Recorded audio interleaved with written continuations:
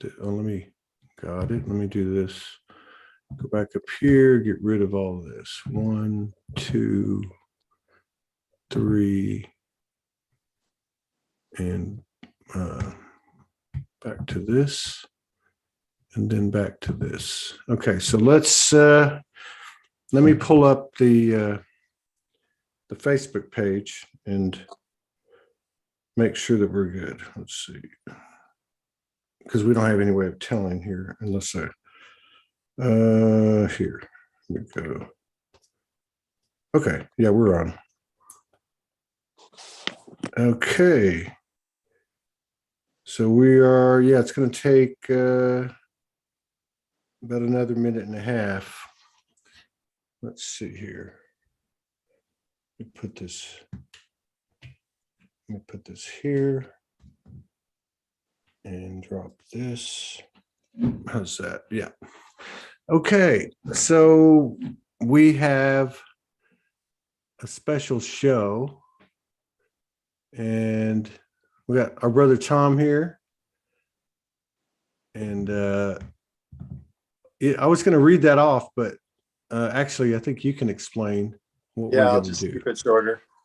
It's okay. So, yeah. So here we go. We got another spontaneous interaction with our brother Thom, and we're going to go on a little bit of a journey, as I understand it. But I'm going to hand it over to you. First, it's great to see you again. Nice to see you, Todd. Nice to you, Mafona, and yeah, a lot of stuff going on.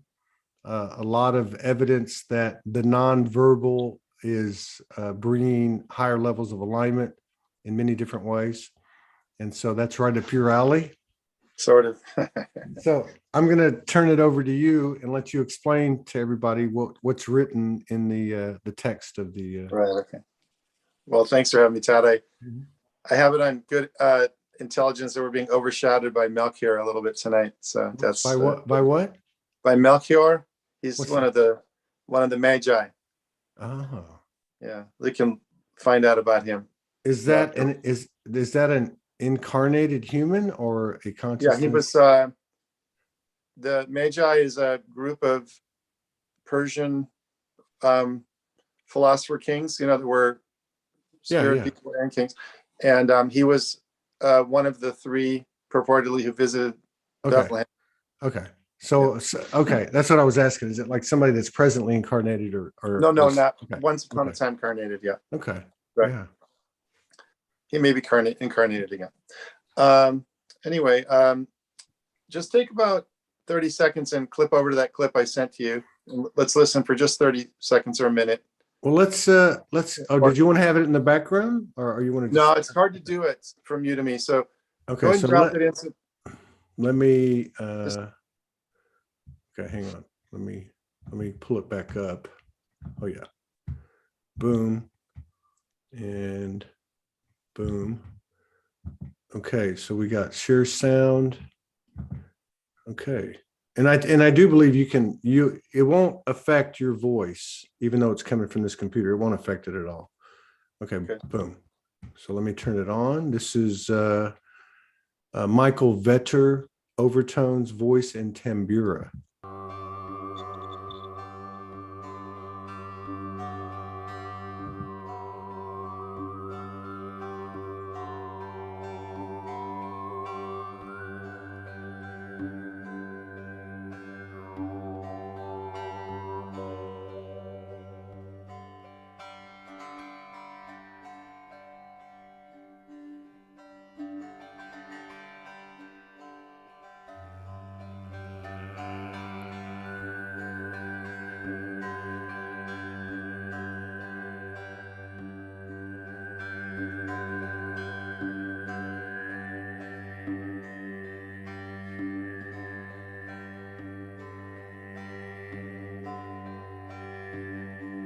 Okay, that's probably. Okay. All right. So I'd like to bring him up. I consider him a virtual mentor of mine. I observed a concert or attended a concert in Switzerland where he was the singer, and I listened to this type of music personally, and in his presence. Far more amazing when it's right there inside of a church and all the resonance of the church. When I looked him up a bit, he was born in 1943, passed away somewhat recently, a few years ago. But he's sort of the founding brother of overtone singing within the German speaking region of Europe. And I was living in Switzerland, which is Germanic. So I came to him, got his CDs back before the internet allowed. So what he's doing there was help to inform what I learned to do with my voice. Okay, and I'll come into that. I was already a didgeridoo player for a while. I self-taught that. And one of the things I'd like to bring forth to the listeners tonight is that even if you don't think you're musical or, have the skill to sing, this type of overtone singing is very accessible because it's an inherent part of the physiology of the body, but it also ties into the energy body. And however people look at it, everybody needs to have various tools working for their favor as they go into the 5D transition. And everybody has their different set of tools and skills and sensibilities and things they notice or can do. So I'm encouraging anybody who this strikes to practice what I show you a little, just as more of an inspiration. Okay, so that's kind of the spirit of it. And then near the end, I'll take us into a bit of a sonic journey of sorts, sort of like okay. It sounds like Robbie mentioned the whistle, but it sounds like there was a sitar, the vocals, and also whistling at the same time. Okay, so let me go into that. So it's actually called the Tambura. It's a type of string instrument that's used in the Asiatic sort of India, and that's like a sitar, smaller. And he's using that just to get a chord going, kind of a very simple chord. And that's helping keep him and the audience grounded in what's called the bass tone. Okay. Then what you're hearing is what she said could be whistling. Those are the overtones. All right. Where do those come from? Right. So let me go into that a little. There's a whole bunch of music theory of the mathematics of music, the numbers of it, outside of the esoteric of music, just the way sounds are created. So an octave, I'm just giving a little 101 for music mathematics. An octave is a doubling of the frequency. Okay, so if you start at, say, 400 hertz, 400 cycles per second, that's right in the middle of our hearing range. And you go up to 800, it's an octave higher. Then you go to 1600, because that's double 800, another octave. So for example, the piano has 10 octaves on it, the very bass note and the very high note. So that means that 10 times 2 to the 10th is around 1,000 or 900 and something. So that means that the bass note on the piano vibrates at almost 1/1000th of the note on the high because of the octaves. Okay, that means the hearing of the human goes from 100 and something hertz out to 10,000 hertz. And then if you get too much higher, less of us can hear it, but dogs can hear it. Some animals hear these high notes. But the overtones are arithmetic progression. So instead of being a doubling, they're just like 100, 200, 300, 400, just adding the interval again. So what happens is with the overtones, because 400 plus 400 is 800, the first overtone is the octave. Mm-hmm. But then within the next octave, the note that's 1200, which happens to be the fifth musically, is the next overtone. And then the next octave up, because 1600 is the third overtone. So the first three overtones are actually octaves or fifths. Very, very, and the fifth is a very balanced place. It's the perfect, it's Pythagorean in its nature. But each octave you go up has more and more of these overtones in it. So they sound high, but they sound high compared to where they are. But what Michael Vetter's doing, and I'm not as good at it as he is, but is actually singing a basic note and then producing overtones that are about a tripling up above it at the highest, or a quadrupling. And when people work with sound healing, sound modality, vocalization of things, there's all these cultures, right? Depending on which one you're defined by in your humanity, and then you might be interested in. You have the songs, the various melodies, and then the harmonies are things that, where the melodies fit nicely together with chords and intervals between those notes. The thing about the overtones is they're tonalities that you don't change the melody. So let me just give an example. It's like, that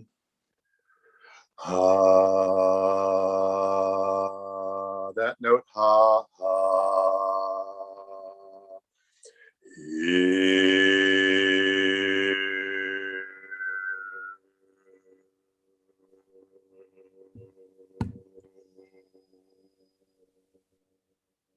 Can you hear that okay? Coming through?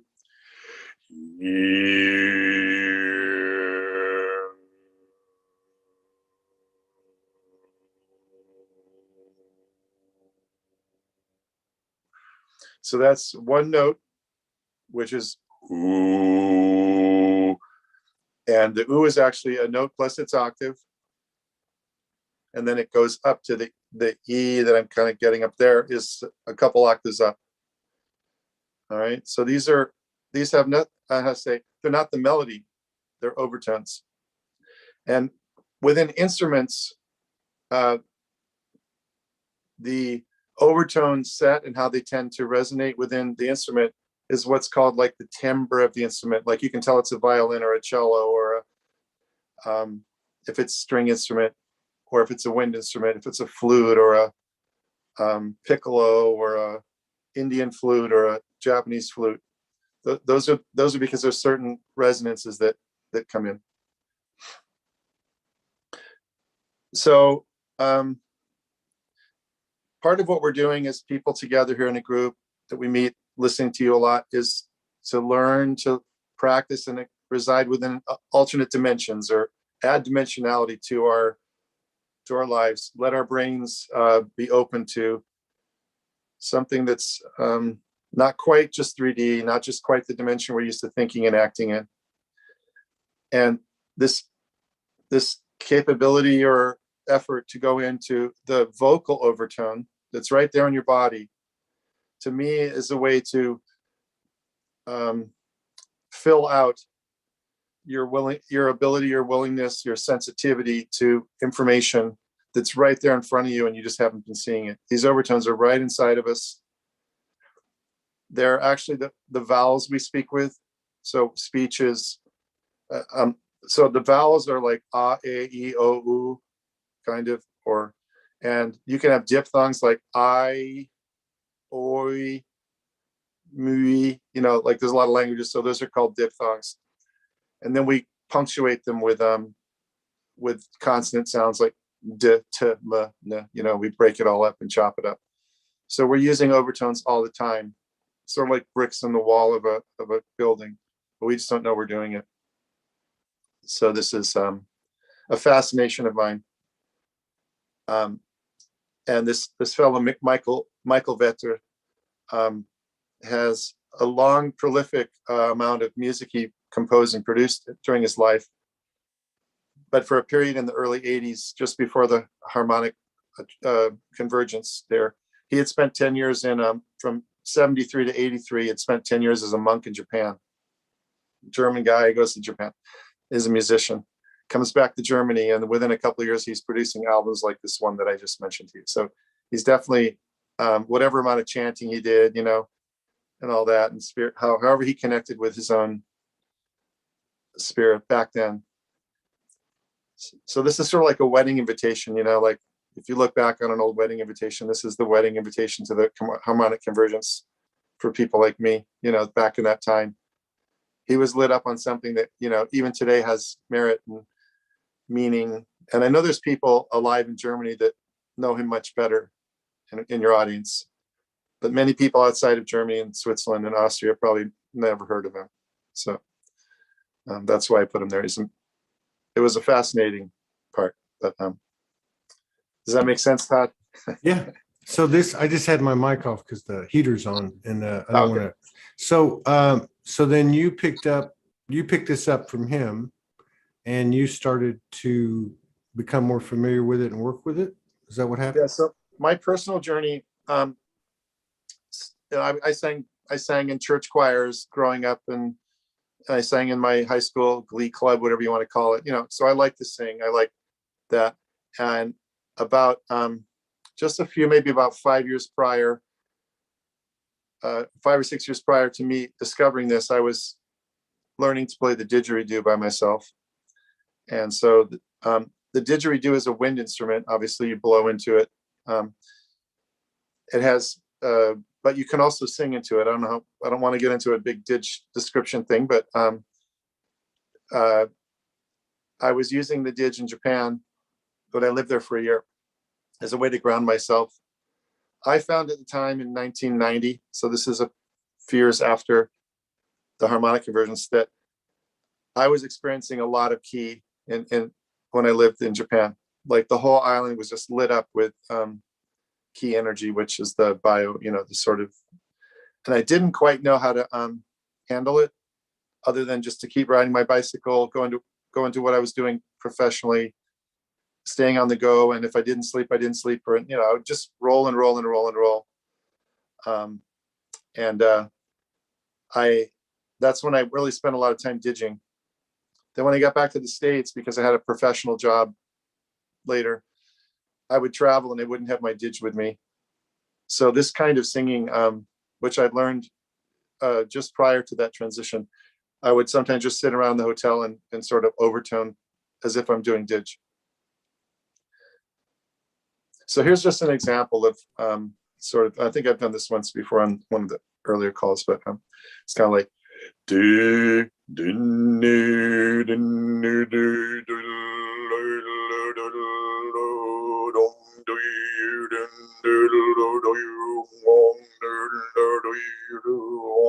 kind of like the didge is percussive when you understand how it goes. If you listen to it,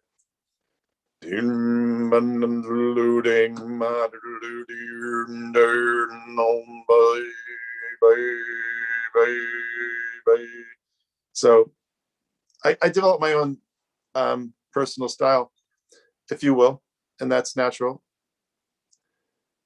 The best advice I can give to neophytes or people want to try it is start in the shower first, because there's a lot of hollow sound in there, and the warm water makes you feel good. And most people listening to you when you're taking a shower, people close to you. The acoustics are better in the shower. Everybody sounds better in the shower, right? When I was a kid, as a teenager, someone in the family bought a soap microphone that you could hang up.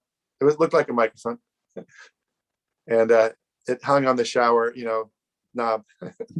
We were teenagers, so for a few weeks before that ran out, there was a lot more singing down in the shower, I noticed.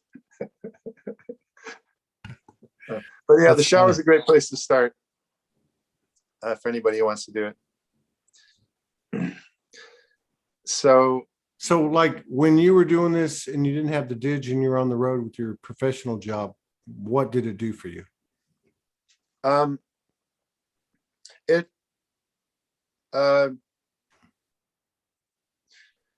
I think I'm probably, I naturally am kind of a grounded person on one level. I feel my presence, the gravity and all that, but the mental, so does it make sense that your body can be grounded, but your brain isn't? You're kind of like, yeah. So I was able to take my brain and help bring it down to ground it more to where my body was already sitting. And usually, whether you're too lit up or very tired before you go to bed, something that just, it helped me just sleep a little better. And I'd be on most of the business travel I did at that time were short trips in a car, one night in a hotel, visit a certain client, come back. Or I'd accompany a boss from Europe around. We'd fly all around. And then I'm traveling with someone for 3 or 4 weeks, almost solid. So those periods were a lot more rough and tumble in terms of just everything that's going on. Mm. So, so did you have to address this, doing this when you go to bed, when you met Mafona, like before you decided to like shack up together, you have to let her know that at night this is what you do? So see, you're slipping the sacred sexuality and couple thing in, but does it have a connection to sacred sexuality? Well, yeah. She's Does listening. Does it get she's other listening things? On the other line there. So in other words, it has vibrational capabilities that affect the humans that are within earshot.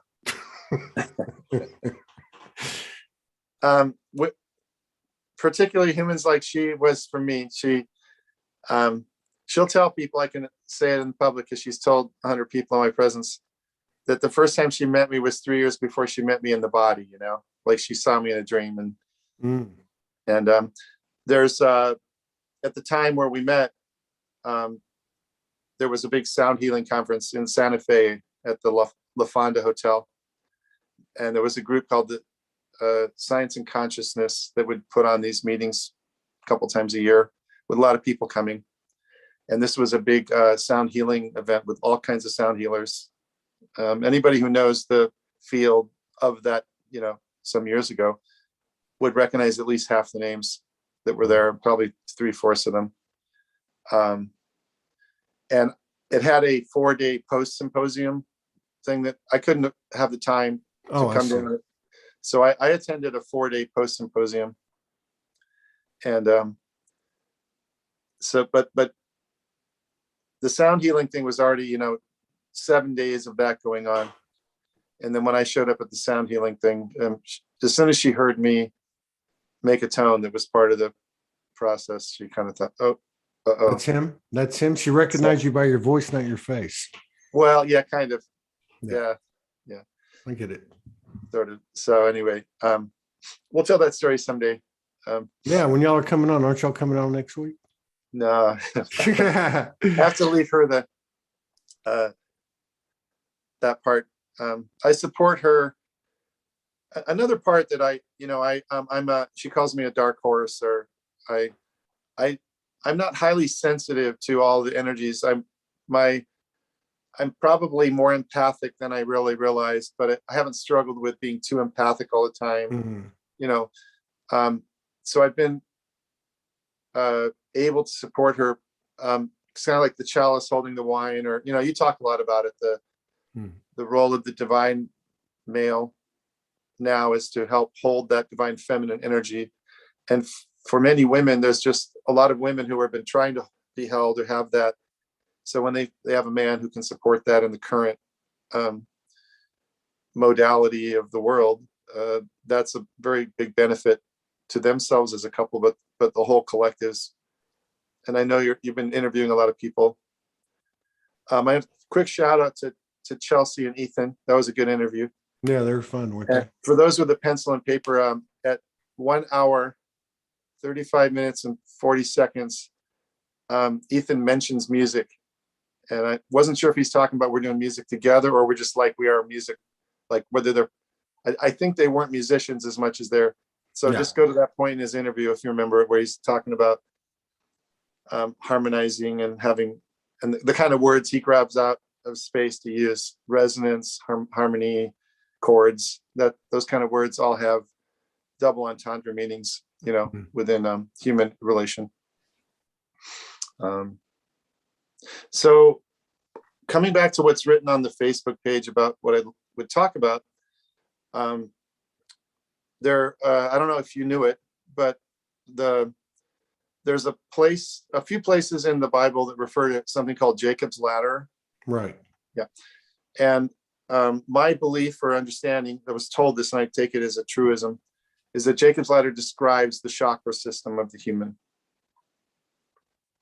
And it was like an encodement that the description around Jacob's ladder talks about that. And I read a whole small but extensive book, if you will, about Jacob's ladder in the Bible and where it was quoted and all that.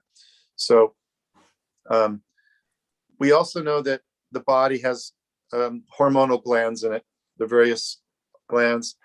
And there's sort of a working principle that the body, the chakras of the human, the known, ajna and all the, from the root to the crown, also associate with like the pineal and the thymus and kidney, adrenals and all that. And I think it's a shame that endocrinologists only do insulin and that's all they think about when they could be doing medicine around chakras, the modern science of the molecules that the glands excrete. But it's a very complex set of sciences molecularly, and I'm a molecular biologist by training. So it's hard to understand medicinally. And it might be so hard to understand that the only way to use the glands medicinally is to work with chakra energy, okay? To access them through balancing chakras, energy healing, things like that. So I think that these chakras and these glands are also accessible by sonic. The one way to enter that energy space for yourself and others is to consciously enter them as in a tonal, using the voice. Also, the voice is always with us. If you're relatively, you can get older and your voice may not work the same as it did. Other sound instruments like gongs or drums or things, we have to have them with us. And sound healers do that. They bring their apparel with them and they do percussive and they do tones. But this voice is always with us. So no matter what happens to you, wherever you are in the world, you have this possibility. So take as much of this as one wants to hear. But if there's 7 chakras, obviously in the middle is the heart, right? So the heart is where things meet. So one way to look at it is that the 3 lower chakras are female. They're the gestational, build up, and the 3 above are the male. And I don't mean that in this. It's more that like the sun god, the male energy coming in from above, and the earth, the mother earth, etc. And then the heart is where they meet. Okay. So I know that Judith Kuzel talked about this a little on one of her things a couple of times ago, but the sound ah is mostly the heart chakra. So if you go like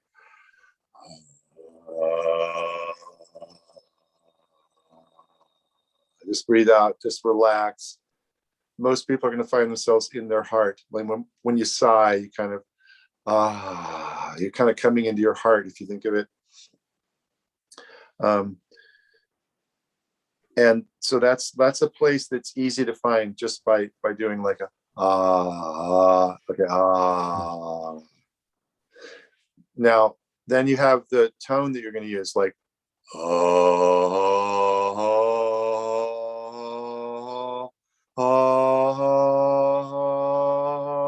like, or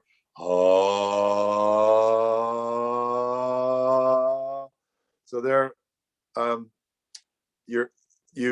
you start low and you move high, but you're still staying in the tone, the vowel of ah, right? And you're shifting the underlying bass note up, but you're staying in ah. And so like if you're a musician, you're learning to sing, you go like la la la la la la la la la la la la la la la la la la, kind of cut into notes. Yeah. So that's a place to become like familiar with or happy in. All right, like your heart chakra, and everything you can do with your voice, you can also then do it quietly with your internal voice. If you're in a place where you can't just start going can't sing in the store if you're buying potato chips. You can. I get you. But, hey, our friend Tricia Shanigan, she had a question. She works with the deaf community. She was wondering if how and if deaf people can access. Would they be able to access through the vibration? I wonder. Right. So the deaf people, most deaf people, are simply missing some nerves. It's the ears that aren't working right, just the ears. And depending on when they became deaf, they may not have any understanding of sound prior or not. But the body, it's called proprioception. It's like, so the body can sense sound that's like, if you put a deaf person in front of a bass speaker and it's going boom, boom, boom, boom, boom, they're going to pick that up. Mm-hmm. That's what I was thinking. Yeah. So definitely, I'm not very expert on that. Helen Keller was, deaf and blind and couldn't even communicate with people. She learned, the whole kind of reading and writing. There's just it's not a nice joke, but when she jumped out of the window, she screamed, It's funny. But she must have heard sounds, felt them in her body. And also it's like, a lot of times people, when they're missing a sense, are much more attuned. Like blind people hear things way more, like hear a dog at a deep distance. So the average deaf person, I don't mean that in any way, they must perceive chakras and energies and, all that. Well, I mean, Beethoven was deaf, wasn't he? Isn't that the story? And I remember reading, I think it's Napoleon Hill's book. He had a boy that was deaf, and he made up his mind that he was gonna. I think it was, the story is, he was going to do whatever he could to make him as unhandicapped as possible. And he was trying different things. And there's a part in his book where he talks about, he walked in and basically his son, who was deaf, was biting on the edge of the console that the record player was on, because he was getting it through the vibrations. And that's why he had actually bit the edge of the, like the cornice of the top of the console. Okay. You're talking about like very early records. Beethoven, No, I'm just talking about somebody that was deaf, that was actually not able to hear the sound, but was able to get the vibration.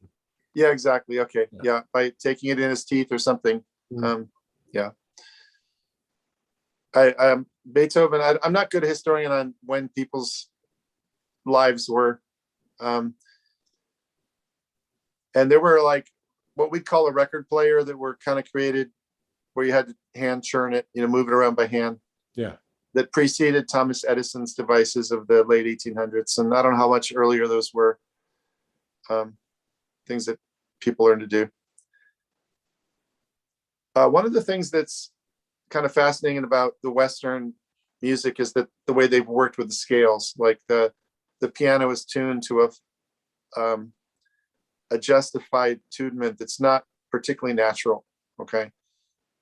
And this could be part of like the inverted matrix, take music. Right. And I don't know if you've heard this theory a little bit. They twisted our music just a little bit.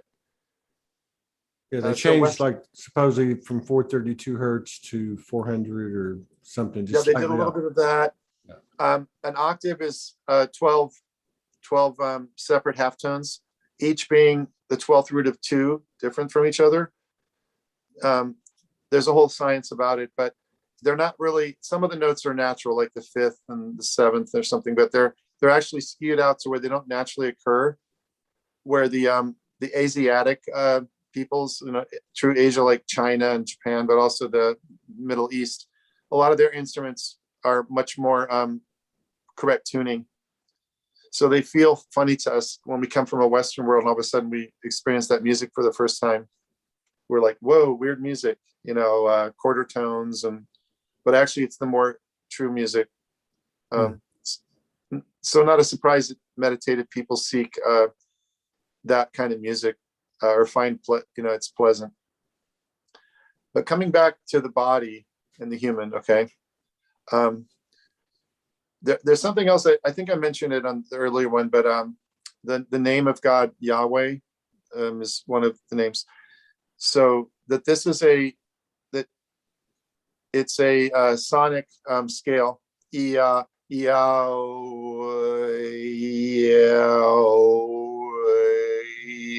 So if you do that, you sort of use the name Yahweh way. It's a long diphthongy thing, but if you use it, then you can do this. You can go like he.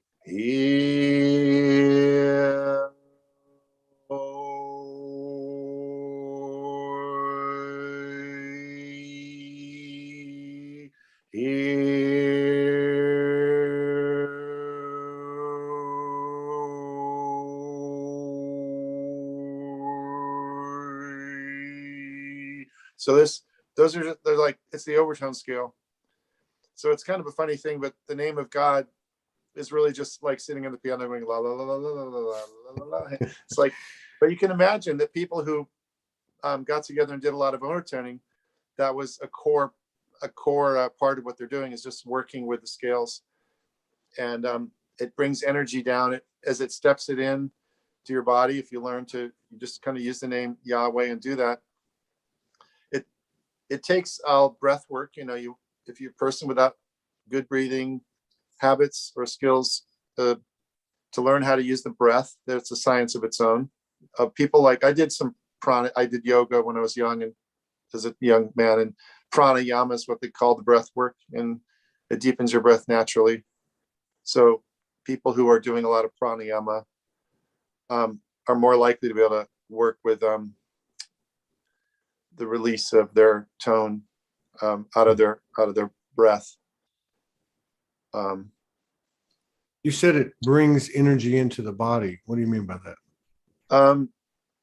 Well, I mean the perception of the energy, or so. I wouldn't have known until kind of watching your show in the last year and a half or so, this sort of idea that we incarnate on multiple aspects, or incarnating all over the place at one time, this sort of multiple existence, so that the operating system that we're beholden to is actually, we're just this little part of it. The human consciousness is this little piece that's going on right here, where all these others consciousness going on. If that's true, or that's the way it is, then that feels like it's outside of us, right? Other energies, other things that impact us, that we are part of us now. And this is not, we can say we're all one. There's the unity, the God conscious unity that we're all one of, but I'm talking about this sense of energy being something outside of us that we move into ourselves. Okay. And a big part of what we're challenged with is how we perceive ourselves as a separate piece of the pie, and then when the pie together and work with that. So a way I've come to look at it from early on was that everything has its bass note. So if you're a man, you're going to have a deeper bass note than a woman. But as a tonal practitioner, you want to find a deeper note. So like if I look for myself, like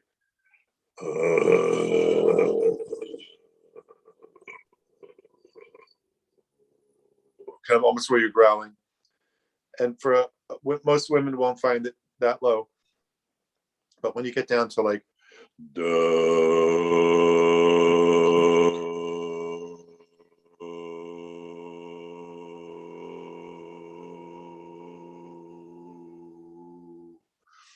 so that would be like the bottom of my dish, the bottom of my bowl. Then by going E, like this, like Yahweh or E, then I can go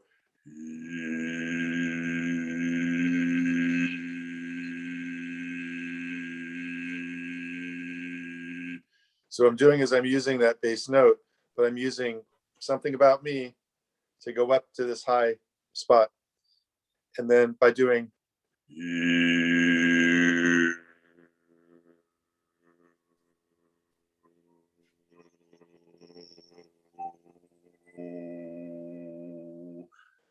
that's like my view. Bring that energy in. Let this divine code, this energy, come in and fill your bowl and be there and help get it down in. And you can't always get it to the bottom of your bowl, but that's part of just letting it in. That's also a bit of like the surrendering, letting that come in. The other thing that most people don't realize is that breathing takes effort to breathe in.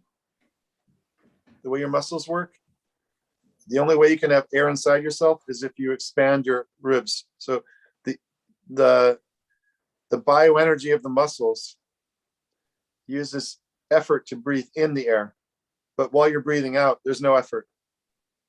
Does that make sense? Or you're just letting it out. Yeah. Yeah. So that by breathing in deep and quick, having it in, and then be able to do a long, and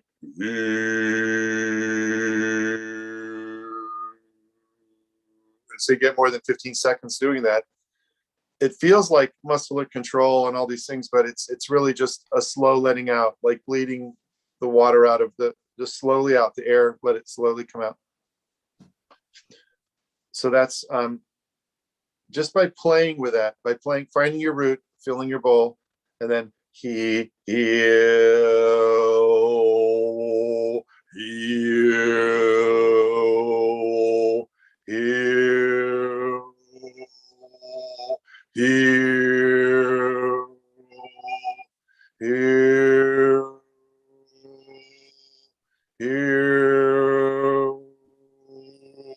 You can practice letting vital energy, and that probably stimulates your blood circulation and all this, beautiful bodily things. Then the next part would be to sing back. So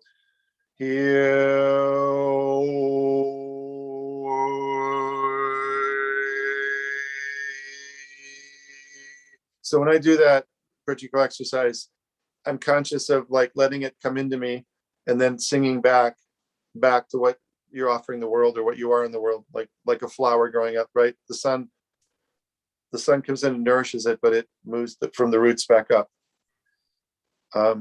So you mentioned that some of the physical effects that occur, but like, what about like just overall, like by doing these type of exercise, what can people expect, or what kind of things happen? Mental, emotional, physical, energetic. Does it bring you into attunement? And is the attunement based on the connection of the intention with infinite intelligence, or does it have more to do with being able to hit the tone? Okay, so the last part, being able to hit the tone, that's inherently meaningless. That's what I mean. If you're worried about it, that's what I mean. Like, so if you have the intention and you try to feel your bowl and then take it down and put it out, and you just go with it, you're going to get, I'm going to get the same effect as Luciano Pavarotti. I mean, it's, you know what I mean? Like, right. It's the intention. Yeah. Let's say this, no matter who you are and what kind of soap you're using, you can enjoy taking a bath. I don't use soap. You're going to bathe yourself. You're going to draw some hot water and soap up, whatever, everyone in the world. And then showers were more of a recent invention. That thing you're talking about is a very personal thing that you're going to get. But this, it's something that, okay. So like, how prayer, they say, if you say the prayer, it's more powerful, right? You pray in your mind, but to verbalize the prayer, to actually say it out. There's a lot of people who encourage people for the manifestation, actually say the prayer. Okay. Right. Yeah. So this is sort of a modality where you can be saying things, but if as soon as you let a melody and harmony come in, like I know sometimes stuff that you do, it's like an Indian chanting comes out of you. You get this feeling of and that's, you're connecting with a place, and there's what do you call it, like genetic and ancestral roots that you may tap into, and you're in the Americas, and a lot of people, so that's perfectly how it's going to be. But if you listen to the people when they're doing that, the real shamans or the priests or people, there's often a lot of overtones in there, like they're actually using overtone, and you don't even realize it. You think they're just chanting. Can you do that? Can you do that? Can I do, like, can you do that and have overtones within the sound? Right. So for example, because when you say overtones, it almost sounds like there's more than one frequency being heard or being produced at the same time. Okay, so let me, the word Om, Yeah. so it's spelled a little differently depending, but Om, Om,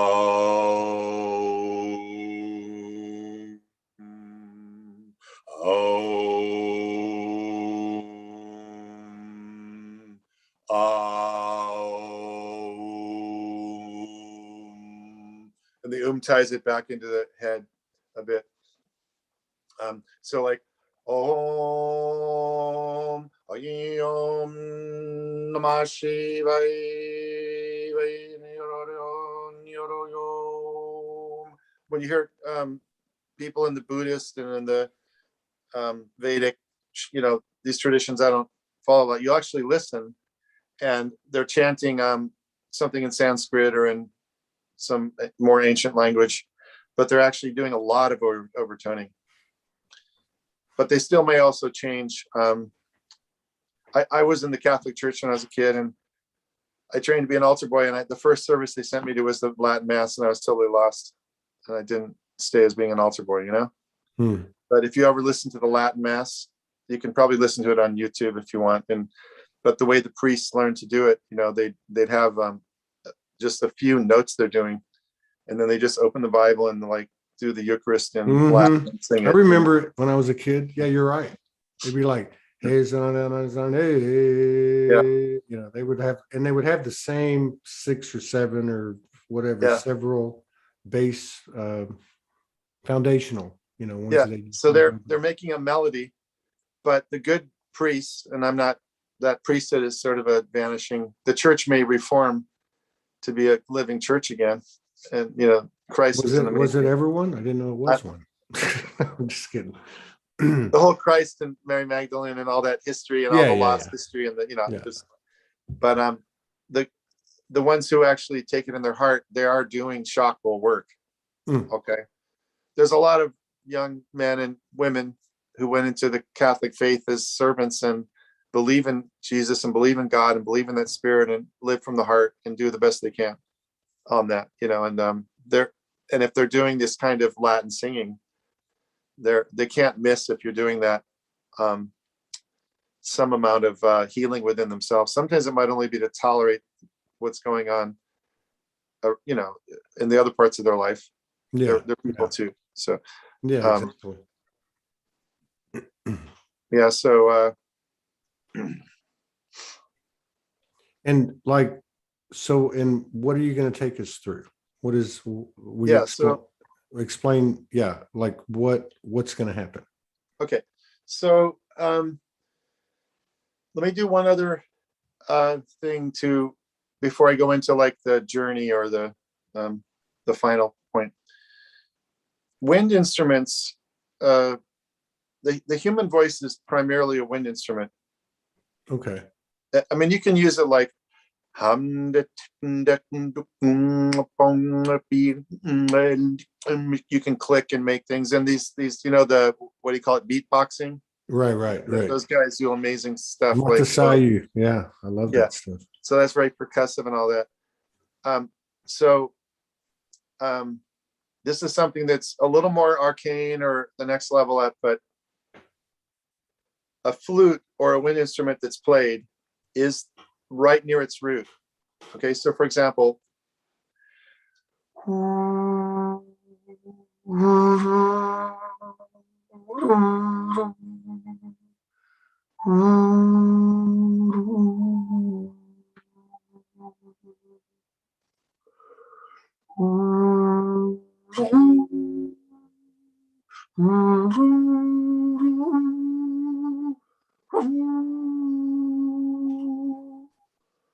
so there's and it may not be pitch perfect and all the intervals perfect, but that's like the ooh, the ooh. So I find that is a very peaceful, basic place. So what I often do is like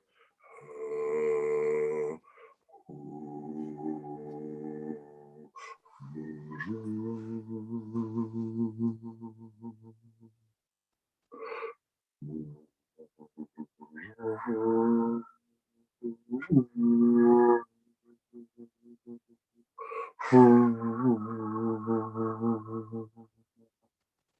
see how relaxed you get? Mm-hmm. You're like, and so to me, that's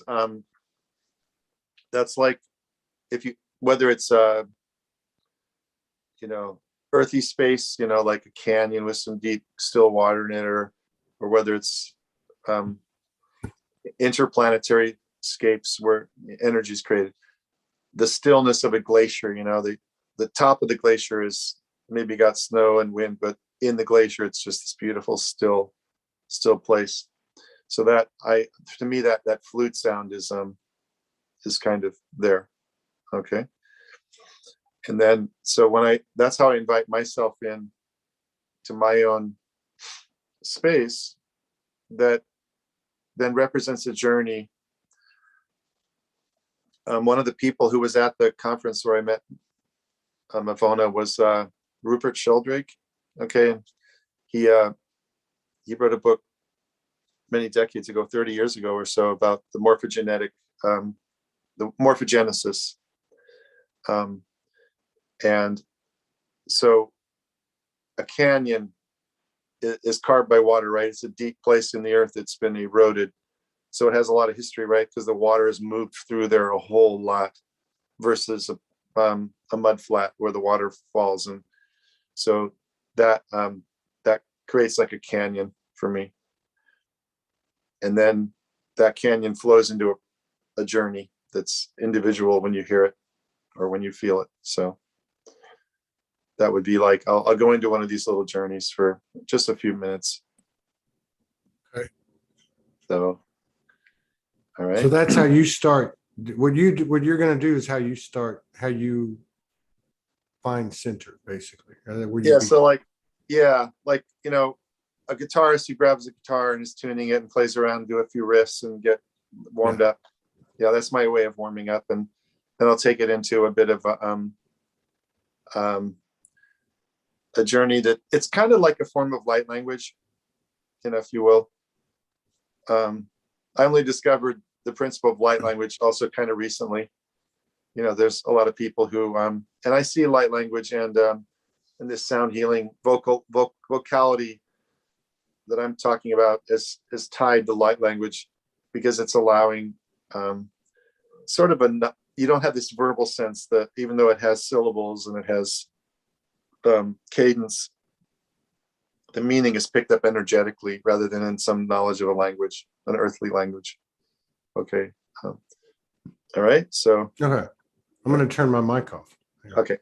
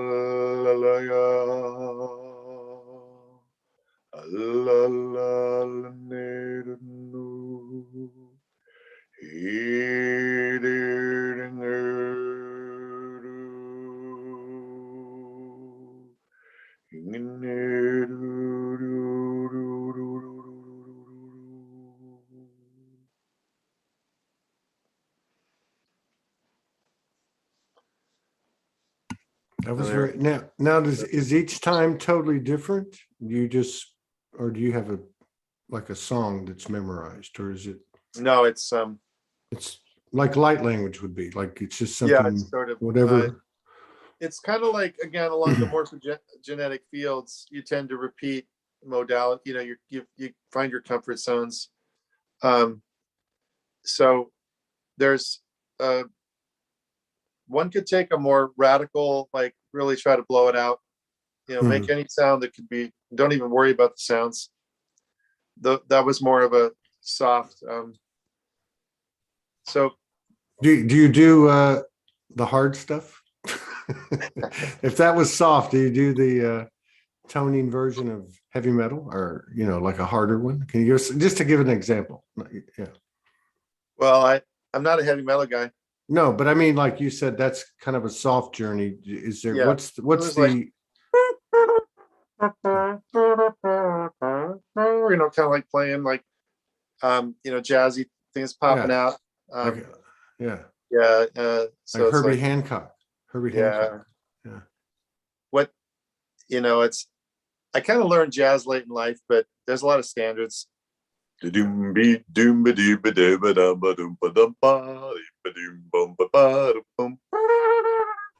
around with the voice tonality. There's I was watching a harmonica thing lately. A guy's out there invented something called the harp wah.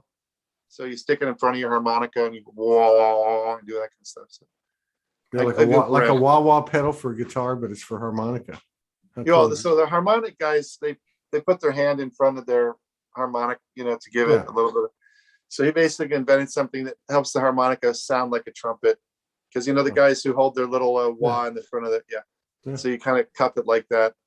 But I kind of like, I probably would have been a good beatboxer if I had caught it on in my generation. But when you're 45 and beatboxing comes out, you're like, most of the kids doing it, It can be done. It can be done. Whatever. Right. I did it on video one night. It just came out. It was all right. Wow, man, you learn something every day, for Christ's sake. And you're like a well-versed master talking to a bunch of No, it's well, Nursery school. I mean, no, I mean, because no, we can stay up with you, but I mean, like, you can tell that some of the things you're talking about, we could actually go in for 30 minutes on any number of things. But yeah, yeah. very So, cool. So, in like, just in closing this out, but like, how, like, because a couple of people were asking, you know, like, what, well, somebody had asked, you know, can you show us how to do it? And they're like, oh, I spoke too soon. He's already, that's what he's doing. But like, and it sounds like it's spontaneous, improvisational. Don't worry about what it sounds like. It's all about the intention and the initiation of it, you know, yeah. initiating. What kind of, what kind of, you know, what kind of things occur, like in your experience, like just to kind of go over that again, like, you know, is this, would you say this is like a form of meditation, or say another avenue to getting to center, or, you know, like what can somebody kind of Well, expect? I can give, you know, a couple examples. We were in a Mavone and I were in a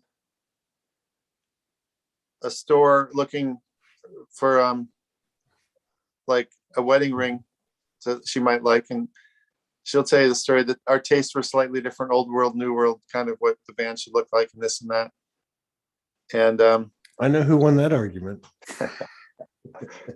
but the lady, unbeknownst to me, was had been part of it. She was Brazilian, but she'd lived in College Station, Texas for 35 years. She was in her early 60s, a very experienced gemologist, you know, been working at within that trade for a long time.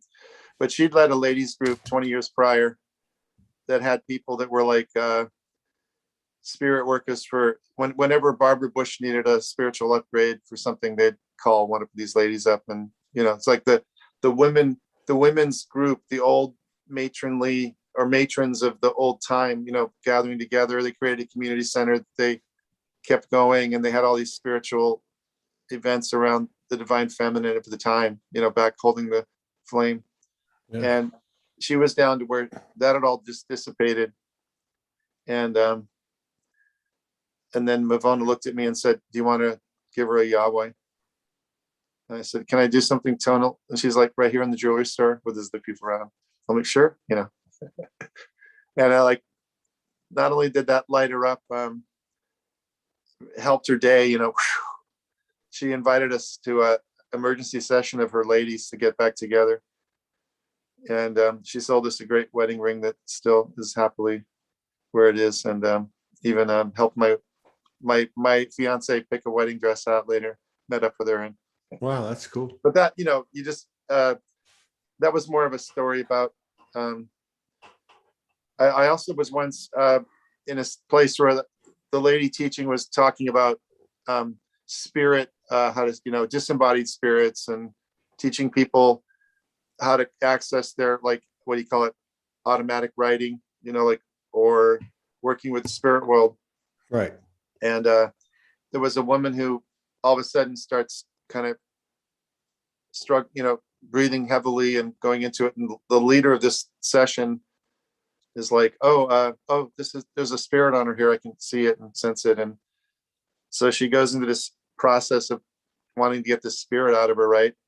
And it's all getting all heated up. And then all of a sudden I'm like, oh, let me do one of these overtone scales. And I just went in, boo, you know, did it. And the woman reported that as soon as that music came in, the spirit relieved. So, you know, it was a mystery to me as the first time I became kind of personally, and I didn't experience that direct. I helped, but it's like if you have the lifeline that's holding the what do you call the little life ring, and you happen to have the line that you throw out and you save someone's life, you know, it's like I helped in that way. What we do as a couple is a lot more from Mavona, but I'm a big part of it, of like grid work and all kinds of things coming up. So no, we're going to talk about this next week when you guys come on. We'll see. So, but you know, I think it goes into grid work. How can you say it? Like if almost anybody who goes down to the beach and the water's warm and you take off an amount of clothing to show lesser clothing or no clothing, whichever your preferences are, and then you sit on the warm sand and hear the sand of the beach, the waves. That's going to calm you down and make you feel good. And you don't stay too long for lack of sunburn, but this kind of this ability to use the vocality of the voice in this tonal way, this deeper way, invites you. It's like going to a beach. It can open up who knows what. Cool. Very cool. It's like a portal, like a genie's lamp or something, where you don't wish, you just go through the motions and then you get what you get. Pretty cool. Yeah. Very cool, man. I appreciate it. Okay, well, sorry to keep you up late, Todd. No, I'm good. You're a night owl, but anyway. I'm just rolling with the waves like everybody else. It's been amazing. It's been absolutely amazing. This was very interesting, though. I really appreciate you pursuing it with me because well, there's a lot of brothers and sisters out there on the Soulogy network that have through musicality and tonal and sound healing, and I feel akin to them. I know a few by name. There's many who are hidden, so I'm kind of also not throwing down the gauntlet, but encouraging them to come out of the woodwork and share. That's a very good point. That's a very good point. It's an extremely great, it's a great point, and that's a big part of, I think, what this platform's about. So so all the more reason. Big thanks for that. Big gratitude. You guys, so let me ask you one last question. So do you do this in as a prelude? Is there some type of foreplay aspect to this as well? I'm just kidding. It's only because you mentioned the sacred sexuality, but we'll talk about that. We'll talk about that when we get my phone on. There is a little bit of truth to that. Not that it's done. I know. I could tell by the active element, but I could tell by your expression when you brought up sacred sexuality, and I made a joke about it. Actually, I had an experience. I won't go into it, but where the only way I could describe it later was that I must have been a shaman in a prior life. It was when I was beginning to be open to the concept of reincarnation or the truth of it. So I had an experience where I was kind of like all of a sudden did a ceremony in a weird way and it come back into my body. So I actually think that I'm less sensitive to the energies because then I can move more through me. So you don't have the same experience that other people would, the vast majority of other people, because you're on the other side, so to speak. Yeah, it's kind of like, does the pillar feel the weight of the roof? Right. Or even somebody that's singing or speaking, right? I mean, they're not hearing it. I'm not hearing it right. Like right now, there's a group of people listening. They're hearing me in a different way. Right. And so all you got to do is listen to an audio or listen to a video of yourself. We've all been there. Like the first time we heard ourselves on a tape recorder, we're like, that's not me. I've had an experience with a very close friend who I recorded some of this kind of stuff, multi-track a little, and then I had an intention of where, like, I had a sort of a set of experiences I was singing into, but it was all no lyrics, right? Just these sounds. And then this person like nailed it right down the line, all the stuff I'd been having in my head when I was doing it. I'm like, holy moly. Very cool. Very cool. The proof is there. Yeah. Appreciate it, Thom. Give my phone a hug. I'll give her a double hug. Third eye kiss. And hoping you're heading south sometime in the winter to meet up. I would love to get out and do something, but at the present time with the snow on the ground and the weather that's no, I'm not. I have thank God I went and got all the supplies I needed yesterday because I have not stepping a foot outside. No, it's cold down here. And I know it is. It's brutal through most of the eastern half of the country. It's brutal. But hey, there's a lot of stuff going on: tsunamis, earthquakes, volcanoes under the water blowing up. I mean, it's all energy. I mean, we'll get there though. This was good. All right. All right, man. Love you. I love you, Todd. Love you too, man. I appreciate you. You take care. All right. Till the next time, Thom. All right. Take care. Bye-bye.